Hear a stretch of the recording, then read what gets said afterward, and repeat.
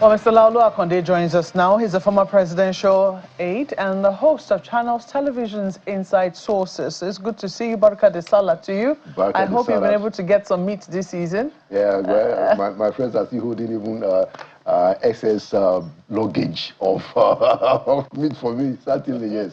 And good to see you guys. Indeed. Well, never mind that, even as we celebrate, we're also still quite sober because we do know that children are still very much in the hands of captives, in the hands of their captors rather, and people are still very concerned as to how everything just seems like we're going on with business as usual with these people still very. Why does it take so long? I mean, from your own experience, why do you think it takes so long when things like this happen? It appears that there isn't so much in terms of the response, in terms of the sense of urgency we have to rescue. Yes. Yeah, I mean, thank you for asking that question, Marwe. So in my conversations with some of these top security chiefs, including those who have retired and some of those that are still inside, they give me a clear understanding that, look, this problem is solvable. And that's the kind of feedback that you get over and over again. That this is not an intractable. That the problem is just that we are not, to use some of their words, we have just not decided to be serious about it enough. That we have the capacity, but it's going to take a change in the way governance is done, in the way the security architecture operates. And that it will require, the political will, starting from the leaders. And I think that's part of the reason why you see the president shift and say that, look, okay, you know what, I'm going to open another section of homeland security to have some kind of better coordination. So it is sad in my view, and I also served in government for 8 years, and like I always say, I'm the first person to consider that, yes, some of us went to government hoping that this problem will be solved, but we didn't get the kind of leadership that we had expected. So I just think that we need to keep on urging the president, like he said in his statement yesterday on the Children's Day, to say that we are not abandoning you. We're just going to have to urge him and say, look, Mr. President, keep an eye on this thing. Show us more resolve, like you did when you were pushing issues that were very important in your view, like tax reform. Be more bullish. And we have to give you a bit of a credit. Or you have to be more bullish. You have to be more bullish about these things so that you can inspire hope in the Nigerian people.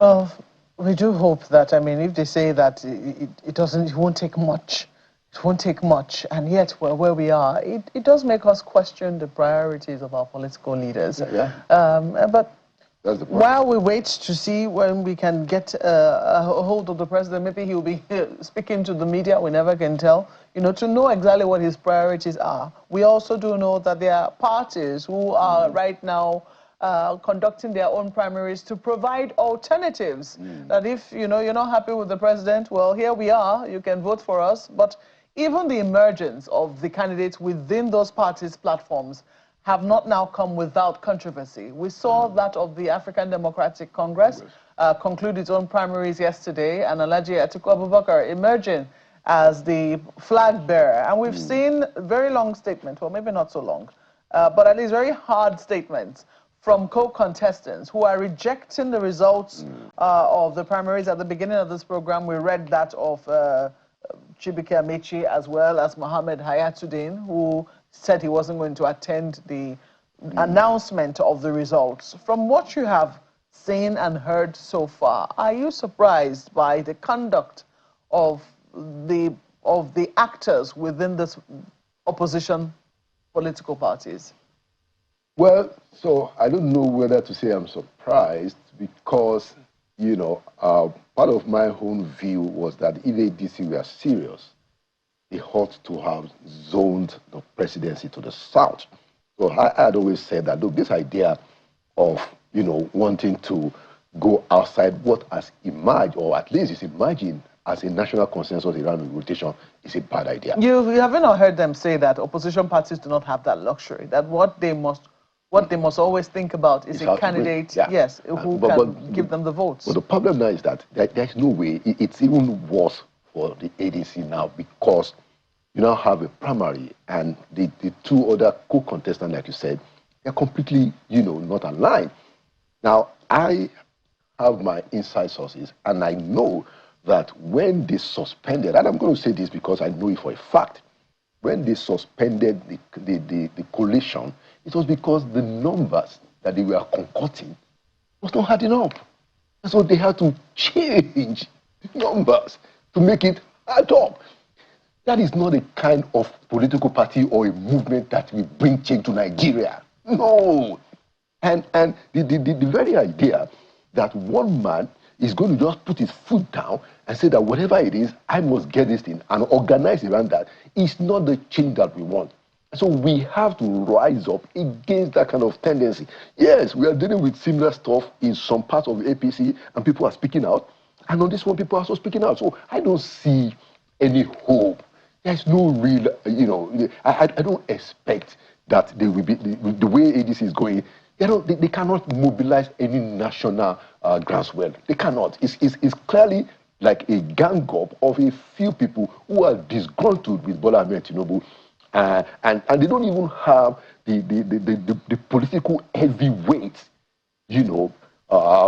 Now they are going to lose, it seems. Amechi is disgruntled because it's not a fair process. Ayatollah is going out, and both of them are saying that, look, you can't do it this way. So the party, ADC, is losing steam. Some people will say it's early days yet.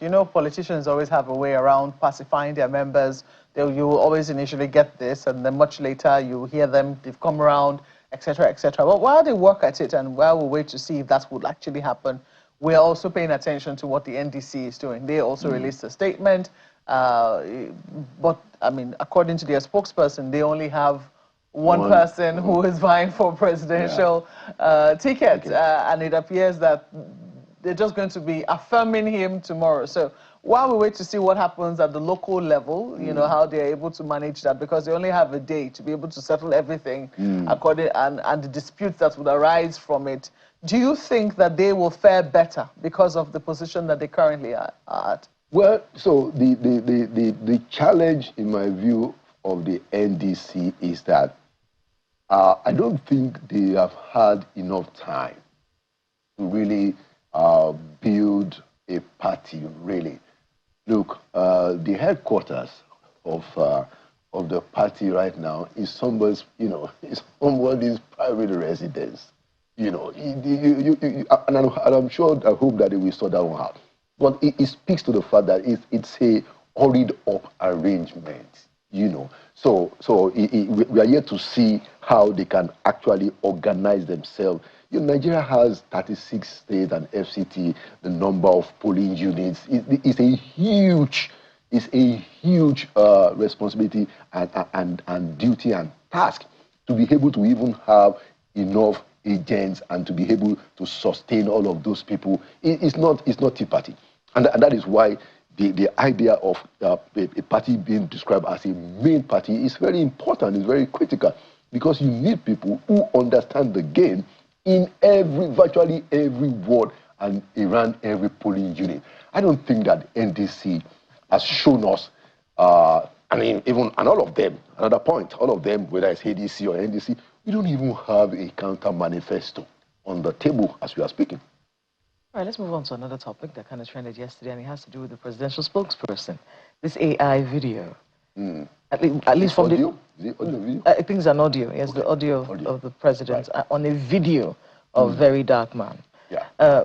And of course, the fact checkers have revealed that it was an anonymous user who extracted VDM's video and superimposed an AI-generated clone of the president's voice over it. And then the content, the cloned audio maliciously claimed that the administration intentionally allowed regional insecurity to persist to secure political leverage for 2027. I think one of the strangest things about this story was the fact that the presidential spokesperson responded to this before the verification as to whether this was a real situation or not. And that response from Mr. Bayo Nanuga is on screen right now. He's saying that VDM needed to be to face the weight of the law, you know, after being a conveyor and disseminating what he called false news and things like that.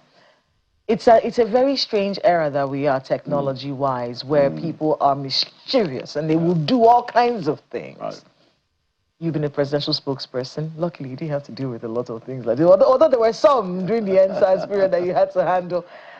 How should the presidential spokesman have handled this situation before coming out to make that statement? Because it does feel like there's egg on his face right now. People are saying you couldn't wait. That this was fake. This was fake. Why couldn't you wait? And then there's also the fact that, look, how does the presidency handle these kinds of videos? Because there will be a lot of them in the run up to 2027. Well, you know, I think that, you know, to look at it from both sides, I understand the need to debunk it, you know, to say that the president did not say these things, you know, come on.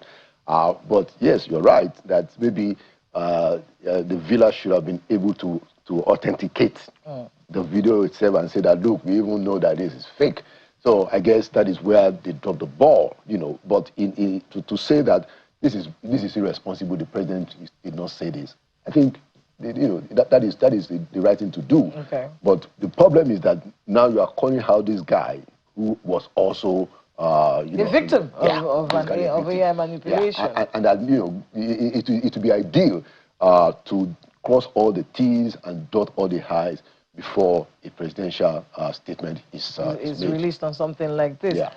But it also, you know, the second part of my question, which was, you know, getting ready for how much of this we're going to see in the coming months. Yeah. It's going to be a lot. It's going to be, I mean, now that we are getting close, the parties are bringing their candidates, we're going to see a lot of shenanigans, you know, so, and it's going to be a challenging time even for journalists, even for public commentators, for politicians, you know, but I guess everybody just has to be at their best game. What are the laws on this so that people who are planning to do this sort of thing know and that's the point. What the ramifications are? Yeah, very good point, Kayla. So we need to be able to get some of the perpetrators of this act and actually let them face the wrath of justice for this kind of behavior that worsens our situation, that threatens our cohesion, and takes advantage, you know, of the technology in a negative way. I think the important thing is that, you know, the people who are the law enforcement agencies should go after some of them so that will serve as a deterrent to others. Yeah. It's interesting because I was just telling Kayla, I said, look, as journalists, if you were to take a look at that video, on the face of it, you could see that the video itself, the video of VDM, was not AI. It was actual clips of him that were separate, that were stitched together, concocted, and anyone can edit that from even interviews that we're doing like this, you know, and so you could see that it wasn't AI. However, you could tell that the president's voice there was something wrong with that. So it's a very tricky situation that we have now found ourselves where, you know, reality is being mixed up with a bit of fiction. And then you find even people who are discerning trying to really, you know, make sense of, you know, of this. So I believe there is a note of caution, really, to everyone. But speaking about note of caution, we also saw during the week the disclaimer by prominent Islamic cleric Sheikh Gumi issuing a disclaimer on his involvement with bandits and saying that all he's ever asked for is peace. All he's ever sought is peace. And he believes that the way to go about this is through negotiations. From what we gather in certain quarters, that is something that government has been thinking of very seriously, because people the argument is right there, is out there, that what is source for goose, what was source for goose in the Niger Delta needs to be source for goose in the Northwest, where, you know, these people are unhappy with the current situation of things. I don't know what your thoughts are and how you think that this debate might proceed, especially one, with the disclaimer, and then two, with this thinking currently, you know, being in the air. Well, so I think there is a slight difference between what happened in the Niger Delta, in my view, you know, and what we are seeing in terms of the terror. You know, what happened in Niger Delta, yes, you know, if you apply the laws, you know, it's still breaking the law. But I think they had a clearly economic pursuit of some kind of economic independence, or to say that, look, you guys can't be taking this stuff from us, and this is how we are being treated, And I'm not saying that they didn't break the law too, they did break the law, but it's different from people that are killing human beings, that are targeting the vulnerable who are living in spaces that are, quote unquote, ungoverned. People who have who are completely defenseless, and using them as some kind of a bargaining chip, by bandits and terrorists. I don't think it is the same. Now, but should there be some kind of negotiation? So again, we have to clarify that, and it's important that we call Sheikh Gumi out on this. Nobody should negotiate with somebody who cut off the head of another person. And we don't want to be hearing that kind of nonsense. Okay? This is oral, despicable behavior by anybody. Anybody who cuts off the head of people. And this is what is going on, extreme violence. We have to be able to get a hold of this. When we get a hold of it, then we can talk about how we can take care of the foot soldiers who basically are just following orders. We must cut the head of this problem. We must deal with these people. There is no negotiation with people that are killing people and making a show of it and telling us that they will do more. There is no basis at all in any decent society. And so we must tell Mr. Sheikh Gumi that, Mr. Sheikh Gumi, you should be ashamed of yourself. You should be ashamed of yourself trying to suggest that we should be making peace with people who are murderers, and they are killing innocent people. Sheikh Gumi, an Islamic leader, you should be ashamed of yourself for that. What we should do instead is, when we deal with the leaders, then the followers who don't hold so much responsibility, we can take care of them. But we must sort out these bandits who are sucking blood, who are causing blood and tears in the country. We should not negotiate with them. And Sheikh Gumi should shut up.